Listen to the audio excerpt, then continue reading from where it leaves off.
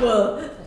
Dan ini isinya misalnya waktu menulis, ya kan, bahasa apa yang dipakai di sini? Itu setiap kali kan saya bilang ini bahasa Indonesia atau bahasa Inggris ya, soalnya kan Journal of Betawi Socio-Cultural Studies. Ini kan bahasa Inggris. Iya. Tapi ternyata dalamnya bahasa Indonesia. Iya, dan akan ada tulisan yang bahasa Inggris memang. Kan, soalnya di jurnal yang jari-jari juga seperti itu juga ada tulisan-tulisan yang bahasa Inggris juga itu. Oh, oke. Di dalam sini ada nggak bahasa-bahasa yang kalau di Jawa itu kan ada bahasa Jawanya tuh. Bahasa Jawa itu bahasa apa ya? Yang bahasa Sanskrit gitu kan. Nah, ini Betawi itu ada nggak ya? Betawi kan bahasanya bahasa Melayu dia. Bahasa Melayu. Dan dia tidak punya aksara khusus. Dia memang tidak, kecuali dulu tuh ada apa Arab Pegon itu kan Arab Gundul itu kan. Iya. Itu hanya itu. Hanya itu toh. Dia tidak punya aksara khusus Betawi itu. Nah itu apakah juga diperkenalkan di sini ya Mas Rizka Sitamba dari awal? Itu untuk yang dia edisi bahasa ada itu tulisannya apa siapa ya Pak Abdul Hair kalau nggak salah ya, tentang bahasa ya. Jadi di jurnal ini kan macam-macam temanya, ada misalnya membahas tentang Tamrin, membahas tentang Luar Batang, membahas tentang Ismail Marzuki. Jadi beda-beda, masing-masing penulis punya gaya dan punya isi pikiran yang disampaikan. Berarti ini yang menulis komunitasnya berapa? Ini komunitas bukan komunitas sih, pribadi aja, bisa guru besar UI terus peneliti, sejarawan nulis di sini gitu aja, bukan komunitas. Ini sekelompok nulis ke sini enggak gitu. Enggak. Kenapa enggak? Ya memang nggak ada komunitas penulis di Betawi nggak ada. Jadi komunitas penulis Betawi itu kan tidak harus orang Betawi kan Bang, iya, betul. Gitu kan. Tapi semua orang yang bisa menulis dan punya ketertarikan mengenai Betawi. Betul, itu di sini penulisnya misalnya ada Mas Wonan Kanmuyoso dari UI, itu kan ada yang orang Jawa, ada orang Sunda juga gitu kan. Jadi memang jurnal ini betul isinya tentang Betawi, Batavia, Jakarta, tapi penulisnya bisa dari etnis macam-macam selama memang dia punya kemampuan di bidang penulisan itu, selama dia bisa mempertanggungjawabkan tulisan-tulisannya itu. Tidak harus orang Betawi yang menulis di jurnal ini. Nah, berarti dengan kata lain pada saat dia menulis itu adakah yang pengalaman pribadi atau memang dia mempunyai satu aksara atau satu dokumen yang autentik gitu ya, membuat dia itu sebagai trigger untuk menulis. Biasanya sih rata-rata peneliti kan menulis di sini kan, dosen Fakultas Ilmu Budaya UI gitu kan. Lantas juga ada orang museum dia menulis, ada antropolog menulis, ada seniman yang menulis, ada wartawan yang menulis. Jadi tapi ada juga orang awam yang menulis misalnya tentang pengalamannya nonton layar tancap zaman dulu. Kita kan tetap perlu dari sudut pandang orang awam itu kan. Iya. Dua belah pihak ya. Iya betul. Ridwan Saidi. Iya, Bapak Ridwan Saidi ada itu. Ini saya lihat. Oke. Oh jadi ini kumpulan jurnal. Ini loh bagus. Maksudnya kalau saya sih tahu ya, kepikiran udah kalau melihat begini banyak banget yang saya pikirin. Maksudnya menarik sekali gitu loh untuk hal yang seperti itu. Jadi selain buku, apakah dari buku ini, sumber buku ini ada nggak extended extended promonya gitu? Extended promonya itu apa? Dari buku ini dijadikan misalnya contoh aja ya lukisan, atau dijadikan sandiwara, atau dijadikan apa gitu, atau radio atau apa gitu. Belum sih, belum. Tapi kalau yang buku puisi saya yang tentang Batavia itu ada, misalnya Koningen van Hen Osten itu kan tentang gubernur jenderal di Hindia Belanda. 72 gubernur jenderal itu saya masukin ke saya bikin versinya ke YouTube saya. Saya punya YouTube juga kan, YouTube ya? Sejarah Budaya. Dan ternyata ada beberapa keturunan gubernur jenderal yang komen di situ. Saya di YouTube-nya? Iya, saya keturunan gubernur jenderal ini dong. Saya kaget juga dari mana mereka tahu, mungkin mereka ngetik moyangnya lantas nongol channel saya gitu kan. Kurang ini aja, kurang sosialisasi kayaknya ya. Mestinya sih banyak yang. Ini kemarin buku ini dua ini Koningen van Osten sama Pasar Gambir itu diterbitin di Museum Bank Mandiri itu 2018-2019. Terus buku ini diterbitkan di Museum Fathahillah kan. Nah yang ini nanti insya Allah mau bukan diterbitkan, mau diluncurkan di di satu babakan sama Pak. Ini apa ya, Mesigit ya? Mesigit itu masjid. Oh, Mesigit itu masjid. Bahasa lama. Nah, di buku puisi saya kan ada yang ditulis dengan bahasa Indonesia sekarang, tapi ada juga yang ditulis dengan beragam ejaan yang pernah ada dan beragam gaya bahasa yang pernah ada di Indonesia. Alhamdulillah saya bisa menguasai hampir semua jenis ragam ejaan dan ragam bahasa yang pernah itu ada di Indonesia kan. Salah satu guru saya adalah Pak David Kwa, Koh David Kwa. Dia orang Cina Betawi, sudah meninggal. Saya dulu waktu itu pernah ngobrol sama orang Cina Betawi banget deh, yang dia mempunyai tuan tanah di sini nih. Oh, gitu. Apa tuh ya? Saya lupa banget, dan dia tuh yang di Menteng itu. Jadi dia ya benar-benar tuan tanah lah, karena dia dekat sekali dengan pejabat Belanda dan itunya. Nah itu dia bicara hal sebegini nih. Iya. Udah tua banget. Mungkin udah meninggal. Tuan tanah itu di zaman Belanda itu tuan tanahnya kan banyak tuh Cina, Arab, pribumi. Jadi pribumi justru tuan tanah ketiga gitu. Cina itu kan karena trader kan, karena maksudnya dari China trading gitu kan. Dan orang Betawi, seperti saya bilang, orang Betawi tidak pernah menyebut orang Cina dengan Tionghoa. Dia menyebut Cina ya Cina gitu. Cuma zaman dulu keluarga saya misalnya di Pondok Pinang punya sahabatan dengan keluarga Cina, ya kita nggak menganggap dia Cina, kita tidak menganggap dia agamanya apa. Zaman dulu kan kita bergaul aja gitu. Jadi berarti Tionghoa itu bukan bahasa Cina, bukan bahasa... Enggak, sekadar penyebutan ras itu. Kita orang Betawi menyebut orang Cina ya Cina, bukan Tionghoa gitu kan. Kalau sekarang kan kesannya menyebut Cina itu menjadi sesuatu yang tabu. Sebenarnya kalau kita belajar sejarah, kalau kita belajar budaya, itu tidak ada masalah dengan penyebutan itu. Karena memang mereka datangnya dari Cina dulu kan? Iya kan, dari negara... Nggak mungkin dengan fisiknya dia yang matanya sipit, kulitnya putih, kita bilangnya Betawi. Iya, kita bilang dia orang Arab kan nggak bukan begitu gitu kan. Ya makanya ya aneh juga sih ini gara-gara politik jadi kacau balau semua jadi. Ribet ya. Maksudnya saya ngebayangin bagaimana kita sebagai yang bukan pemerhati aja deh. Jadi sebagai orang yang tertarik gitu ya untuk hal-hal yang seperti ini tuh kalau dikumpulin itu susah ya? Kumpulin apa ya? Mereka ini nih, orang-orang ini yang maksudnya seperti nomor satu lah, kalau misalnya orang Betawinya sendiri gitu dikumpulin yang tertarik dengan hal-hal yang seperti ini tuh gampang atau susah? Iya masih ada orang-orang Betawi yang pemikir itu tetap ada gitu kan, cuma memang jumlahnya tidak banyak gitu kan. Contohnya sekarang saja itu di Betawi itu intelektualnya berkurang. Saya sebutkan Babe Ridwan Saidi meninggal. Babe Abdul Khair, pakar linguistik, dia menulis banyak puluhan buku tentang bahasa. Kebetulan dia orang Betawi, dia dosen UNJ, udah meninggal. Akhir Ahmad Ruhiyat, orang Sunda yang menguasai seni budaya tentang Betawi, udah meninggal. Bu Mona Lohanda, orang Cina Benteng, dosen FIB UI, sejarawan, arsiparis, meninggal. David Kwa, pengamat Tionghoa budaya peranakan, meninggal. Saya belum ketemu lagi nih orang Cina yang menguasai bahasa lama seperti beliau atau seperti Bu Mona. Akhirnya kan dunia intelektual Betawi berkurang orangnya, itu kan menjadi itu bahaya kan bagi sebuah etnis. Sedangkan orang untuk menjadi penulis, untuk menjadi pemikir itu kan harus dari dalam dirinya sendiri. Betul. Bagaimana kita preserve itu ya? Iya, nggak bisa kita paksain orang. Kamu jadi penulis deh, ini bidang ini nggak bisa kita paksa begitu kan orang. Jadi diantisipasi kalau hilang gimana ya? Hilang apa ya? Jadi ini budaya ini jadi karena sudah ada tidak ada yang meneruskan atau tidak ada yang tertarik misalnya begitu, itu lama-lama kan kabur dan hilang. Ya udah hilang gitu ya, seperti saya bilang tadi. Praktisi rebana ketimpring di Pondok Pinang udah nggak ada. Penulisnya nggak ada, yang ngajarin nggak ada. Karena kenapa?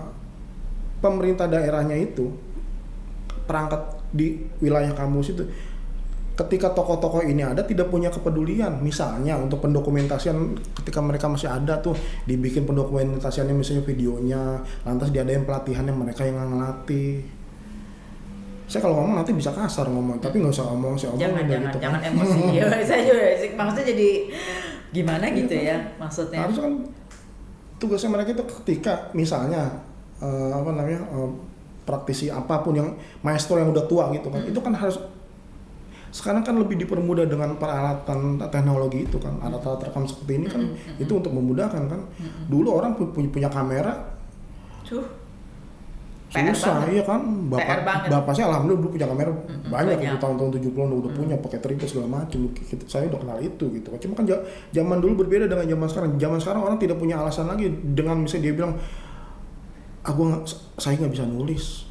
Oh, itu bisa direkam dalam bentuk suara, direkam dalam bentuk video. Nanti ada tim penulis yang mentranskripsi obrolannya itu, ditulis sama orang, sama pentranskripsinya itu, lantas ada tim editornya itu. Banyak orang yang ketika dia meninggal ya udah hilang begitu aja gitu, tidak ada kenangannya. Ada Pak Firmansyah, beliau itu salah satu pendiri, dulu pernah ada Surat Kabar Pos Film dulu kan. Iya. Itu pendirinya salah satunya Pak Firmansyah, orang Betawi Senen. Anaknya beliau itu teman kuliah saya. Dari beliau masih sehat, saya bilang, bikin tulisan tentang pengalaman jadi wartawan hiburan zaman dulu, tentang ngeliput syuting film Pitung, tentang ngeliput Soneta Group tahun 70-an syuting. Nanti sampai beliau akhirnya stroke, pikun, meninggal, tidak ada peninggalan. Sama sekali nggak ada. Itu kan minat saya kan memang di situ. Saya sering mana-manasin orang, coba ditulis hal-hal kayak begitu. Itu ada di penerbitnya milik J.J. Rizal itu masuk Jakarta, itu ada tulisan misalnya Tio Tek Hong tentang pasar baru tahun berapa gitu. 40-an itu ada. Ketika kita baca tahun segitu kan nggak menarik itu tulisan, karena kita mengalami kan. Tapi ketika kita baca tahun sekarang, ternyata tahun pasar baru itu ternyata dulu seperti ini loh. Kita kan menjadi tahu kan. Nah, misalnya saya ngambil contoh orang Betawi.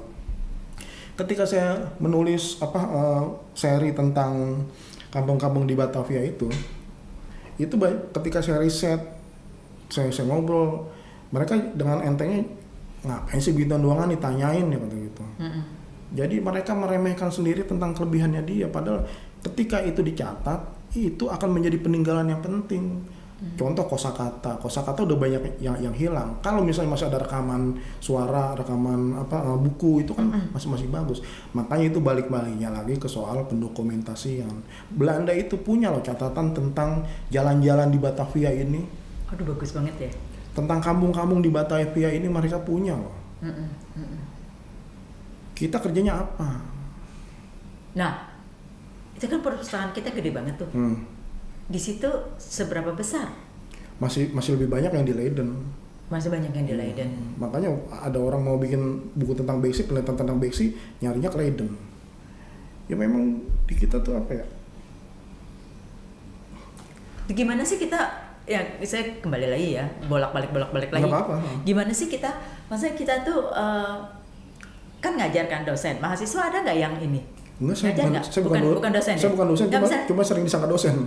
Sering disangka dosen. Nggak, tapi maksudnya kayak dosen-dosen gitu ya, yang kita bisa lihat yang ada kontributor. Ini kan sebenarnya ada sebagian dosen nggak?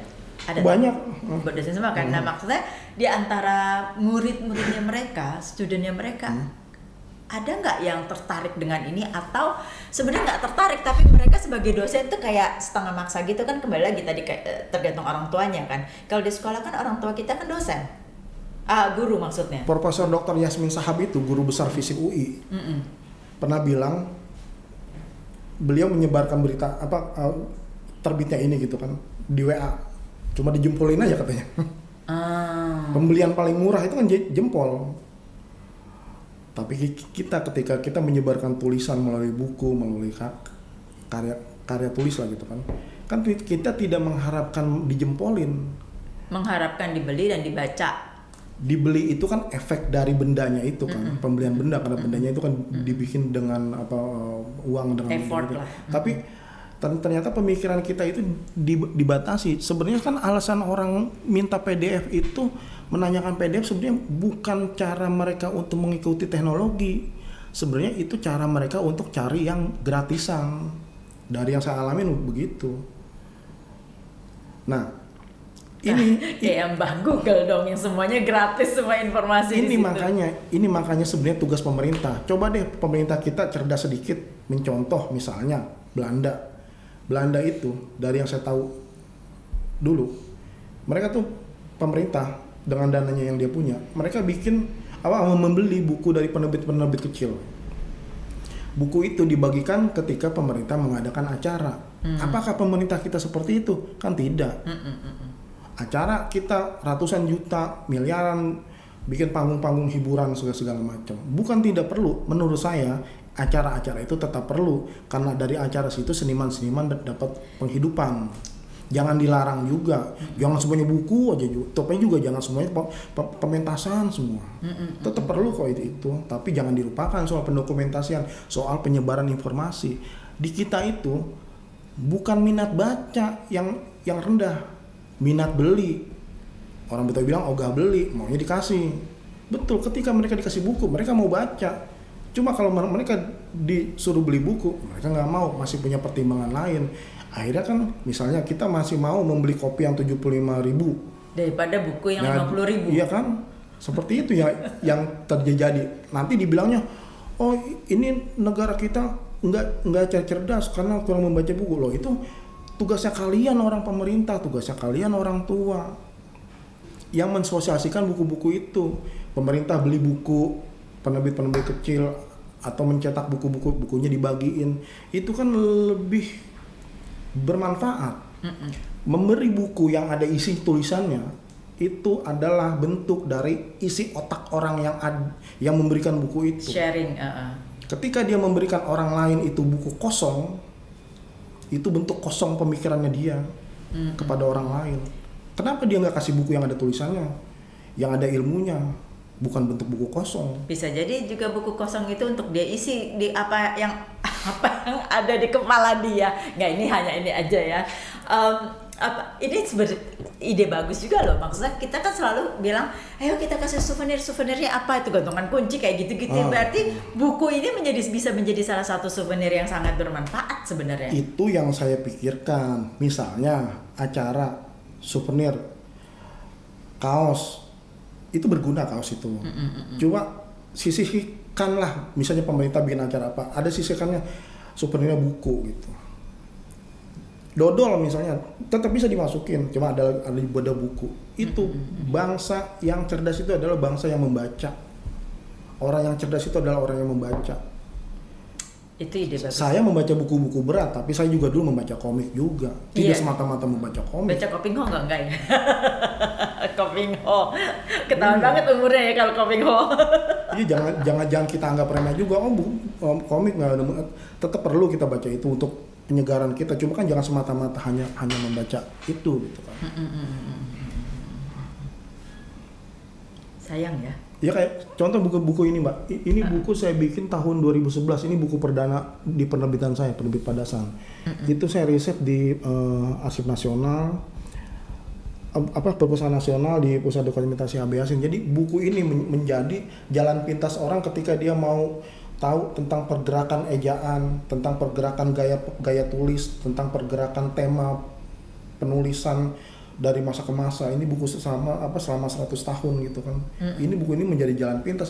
Akhirnya pembelinya adalah orang-orang yang mempunyai minat di situ. Kembang goyang. Ini Padasan itu jadi bikin penerbit sendiri ceritanya. Iya. Saking.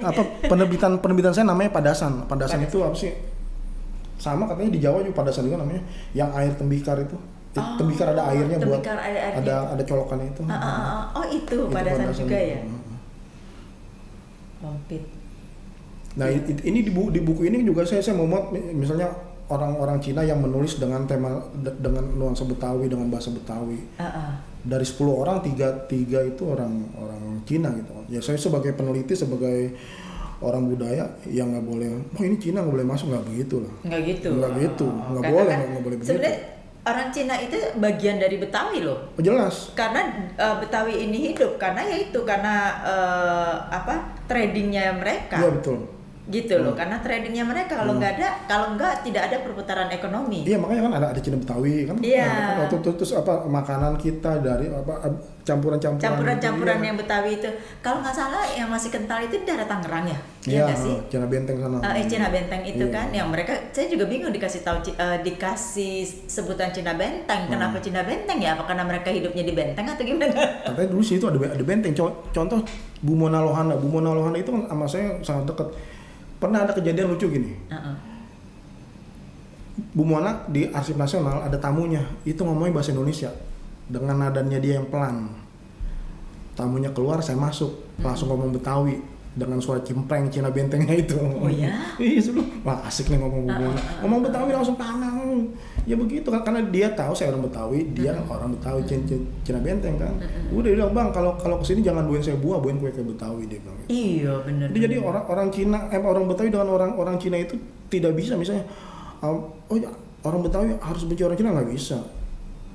Saya membela orang Cina. Nggak bisa. Cuma karena memang fakta itu kan jangan kita hapus. Pernah saya penulis di Republika tahun berapa ya, 2011 tentang perayaan Lebaran di Betawi itu banyak pengaruhnya dari Cina. Misalnya makanan, pakaian segala macam, bahkan di kawinan itu. Pernah ada yang bilang, bang ente ngebela orang Cina amat. Oh saya nggak ngebelain, itu saya menjabarkan tentang fakta kok. Memang betul. Kita kok sebegitu dangkalnya ketika kita membicarakan sesuatu, dibilangnya kita berpihak ke sini, dibilangnya kita anti ini. Aduh, saya bilang. Sebenarnya warna-warna Betawi itu warna-warna Cina sebenarnya. Iya, warna-warna yang ngejreng itu ya. Karena itu kan kalau satu kayak menikah itu kan satu kebahagiaan kan. Iya. Nah itu tuh warna-warna ngejreng semua kalau kita bisa mengerti itu gitu loh. Pernah nggak? Ini ada komunitas atau di-create komunitas tuh seperti book review gitu. Book review itu kan book reading. Jadi kita membaca nih, terus kemudian nanti kita ketemu. Udah gitu kita membahas. Belum pernah. Oh, kudu hal. Di saya ya, saya belum pernah. Saya biasanya dulu tuh punya kegiatan di Museum Bank Mandiri itu ngobrol Sabtu, pakai P, Sabtu. Kita punya tempat di sana. Per berapa bulan ya, 3 bulan itu berjalan di diskusi peluncuran buku segala macam, itu dari Januari 2016 sampai Januari 2020. Itu terhenti karena ada pandemi lantas pakai Zoom itu ya. Saya tidak tertarik dengan Zoom, akhirnya udah sampai sekarang tidak berjalan lagi gitu. Itu apa yang didiskusikan ya? Buku itu. Buku apa aja atau ada nanti satu topik nanti kita kembang goyang ya gitu atau itu buku-buku dari penerbitan saya sih. Dari penerbit Padasam itu tuh temanya adalah ngobrol Sabtu membawa sastra ke kota tua. Jadi di sana kan tidak ada kehidupan sastra, ada acara itu disambut dengan Museum Mandiri, ya alhamdulillah berjalan selama 5 tahun itu. Cuma memang kalau untuk hal-hal seperti itu kan butuh dana ya. Kalau misalnya mau ngadakan pribadi itu butuh dana gitu. Tapi pernah saya bikin acara yang tidak pakai dana. Saya nekat-nekatan aja, jadi waktu itu Januari 2016 itu saya membawa tema yang saya sebarkan di 3 tempat itu orang-orang yang kan dapat dana berapa, ya alhamdulillah bisa jalan, kadang-kadang waktu itu tempat gratis, makanan teman-teman pada nyumbang, pembicara nggak ada yang saya bayar, cuma kasih buku. Cuma memang saya bilang di depan ini acara tidak ada sponsornya ya Padasam itu sendiri gitu kan, dengan potluck lah ya, iya, swadaya gitu. Gitu. Karena jangan juga kita berbohong, ini acara nggak ada sponsornya, nggak taunya duitnya dimakan sendiri. Iya, itu nggak boleh lah. Bukan cuma nggak boleh, nggak berkah itu kan. Iya, nggak berkah, benar. Kalau dia beragama kan dia tuh nggak berkah. Benar. Tapi intinya ada satu, tapi itu berjalan tuh ya, maksudnya orang datang aja gitu. Datang waktu itu banyak, kenapa pengen tahu nih, ternyata temanya bagus itu. Akhirnya dari situ ada yang dapat job dipanggil ke sini, ada yang dapat job panggil ke sini gitu. Itu yang datang itu siapa? Para waktu itu praktisi budaya atau praktisi seni atau dosen juga ada, terus orang bahasa juga ada juga yang datang gitu. Yang datang. Ya, sebenarnya kan gini, sebenarnya ketika kita membuat sesuatu itu kan kalau kita yakin bagus, kita jalanin, itu nanti orang akan datang aja tuh. Makanya makanan itu tergantung yang membuat, bukan kita memenuhi permintaan orang gitu kan.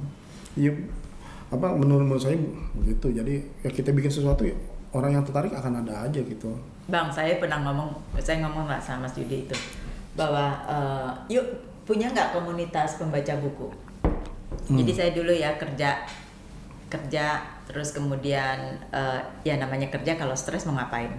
Kalau nggak nonton film, baca buku. Jadi nggak kayak sekarang yang nongkrong di kafe gitu, yang nggak kepuguhan, nggak gitu. Jadi pasti saya baca buku apa aja lah gitu ya. Yang penting kalau kita nggak bisa bergantung sama orang, nemenin dong, begini nggak bisa gitu. Jadi baca buku atau nonton film. Nah, saya dulu punya kelompok, nggak banyak, teman-teman aja gitu, 3, 4, 5 orang gitu ya. Untuk saya bilangnya book review.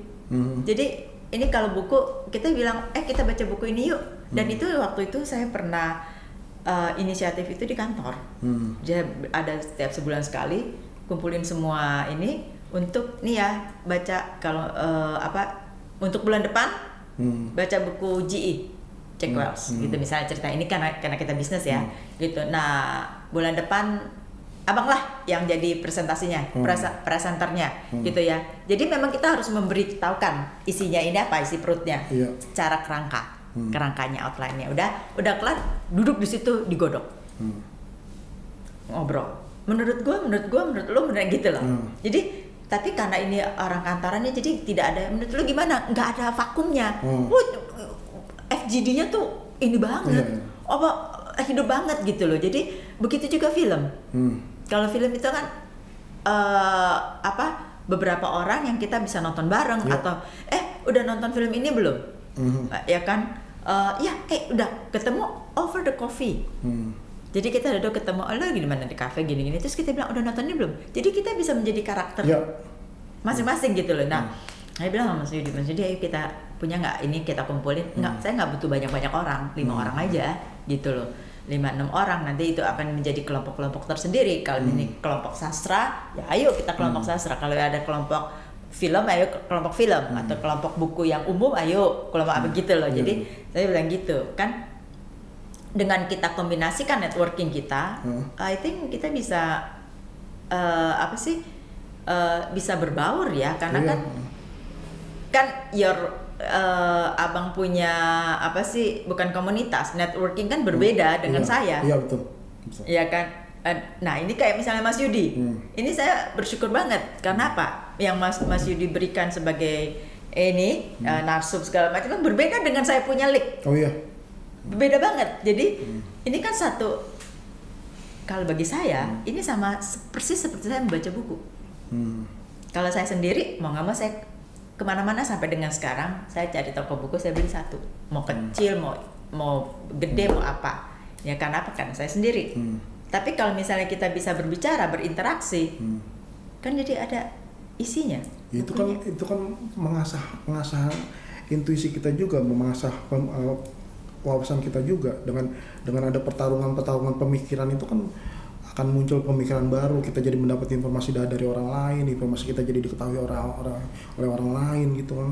Kalau kita sekedar bergerak sendiri aja yang nggak bisa juga gitu kan. Ya bisa bukan yang nggak bisa, tetap bisa, cuma kan akan lebih bagus jika ada perdebatan itu.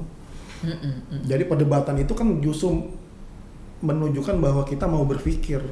Kalau tidak ada perdebatan itu tanda kita tidak mau berpikir. Tanda kita tidak mau berpikir itu tanda kita orang yang nggak mau maju dan tidak mau dimajukan. Di debat sedikit marah, ada orang berbeda sedikit ditendang, itu kan nggak seperti itu harusnya gitu kan. Kalau di dalam dunia intelektual itu. Selesai ya. Iya. Jadi kita mau ngapain nih? Gimana? Apa jalan keluarnya gimana nih? Ada solusi nggak? Yang soal apa? Ya, misalnya bagaimana kita masih soal buku. Masih soal buku, bukan bukunya ya. Jadi bagaimana kita menarik orang membaca buku kembali? Ya, itu usulan Mbak itu cukup bagus. Misalnya apa tadi dibikin Spotify, dibikin TikTok. Iya, maksudnya kan. Waktu itu ada teman saya datang ke rumah, dia ngajak anaknya, saya kasih buku ini, dibuka kan sama anaknya itu kan, saya ngobrol, anaknya buka. Itu anak tuh kelas 6 SD kalau nggak salah ya ini bahasa apaan sih, dia kata gitu. Itu karena di buku ini kan ada bahasa-bahasa tahun 30-an, tahun-tahun 1900 gitu kan. Ada terjemahannya nggak tapi? Enggak, karena buku ini kan ketika saya membuat buku Kembang Goyang itu memang saya ingin mendokumentasikan naskah apa adanya seperti ketika diterbitkan zaman dahulu itu. Bahasanya tidak ada yang diubah, pengetikannya tidak ada yang diubah. Jadi ketika orang mau membaca misalnya koran 1904 ya di sini ada gitu kan. Tidak semua, hanya perwakilan. Nah, maksud saya tadi itu kan tentang ragam ejaan itu kan. Nah, itu bahasa Indonesia tapi kan bahasa Indonesia lama.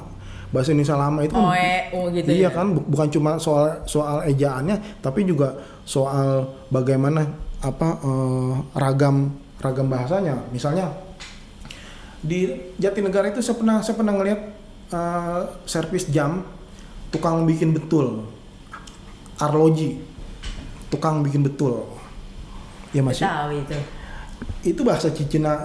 Iya, apa namanya, Melayu pasar itu. Iya, Melayu rendah. Tukang bikin betul arloji. Tukang betul arloji itu kan dari horlog gitu. Iya, dari arloji. Ya itu kan bahasa lama. Anak sekarang nggak mungkin tahu kan. Bahkan orang-orang yang berumur pun belum tentu tahu gaya-gaya bahasa itu gitu. Namanya tadi, ini bahasa apa sih, dia bilang, mungkin dia tahu ini bahasa Indonesia cuma kok seperti ini gitu kan. Bahasa Belanda juga kan beda juga.